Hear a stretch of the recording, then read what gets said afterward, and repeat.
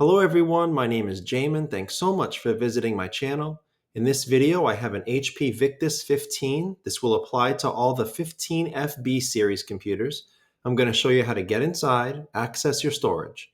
So first thing, power down your computer the correct way. Make sure it's off and unplugged from your charger. We're then going to flip your computer over to access your bottom case screws. This computer has a total of 7 screws along the bottom case. Once you get those screws out, we're going to take our small flat pry tool. We're going to go across the seam of the bottom case and pry it up from the rest of the computer.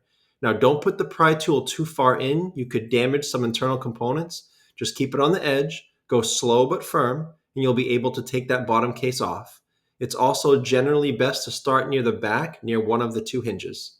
After you get the bottom case off, this is what you're looking at for the inside of your computer. Now, as a general computer repair side note, guys, whenever I'm working on a computer in my shop, it's sitting on an anti-static mat. Either that or wearing an anti-static bracelet are great ideas to avoid damaging anything in your computer when you're working on it. If you would like any help with tools or supplies for your project, as well as any of the replacement or upgrade parts for this specific model computer, I will have my Amazon affiliate link above, also below in the description, and that will be a list of all those tools and supplies I use, as well as these replacement and upgrade parts for this computer. Now, before doing anything in a computer, it's always best to remove or at least unplug your battery. Computers are safer to work on when as little power as possible is running through them. Your battery is right down here along the bottom of my screen. The battery is held in by these 4 screws near the red arrows, and it plugs into the motherboard near the blue arrow. Now to get that plug out, you'll notice the white plug has 2 grips, one on either side.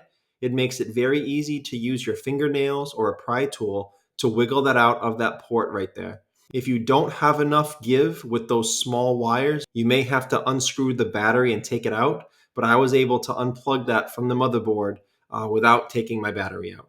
As far as storage, you have a single M.2 solid-state drive port right here. This takes the longer 2280 solid-state drives. I will have all the solid-state drive spec information below in the description if you need it to search for replacements or upgrades, but I will include several suggestions in that link I told you about with all the tools, supplies, and replacement parts. I will have a smaller 500 gigabyte solid-state drive if you're replacing one that went bad and you want to keep your cost as small as possible.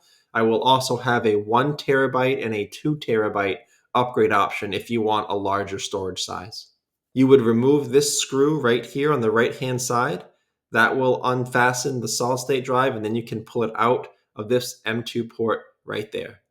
And just so you know, if you are installing a new drive into your computer, you most likely have to install an operating system to that drive afterwards.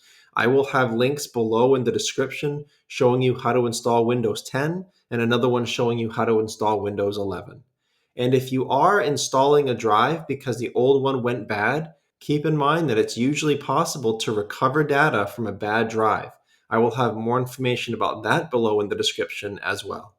And as long as you're in here, if you want to learn how to upgrade your memory, which is another large factor in your computer's speed and performance, check out the video that pops up after this one. It'll show you how to do that.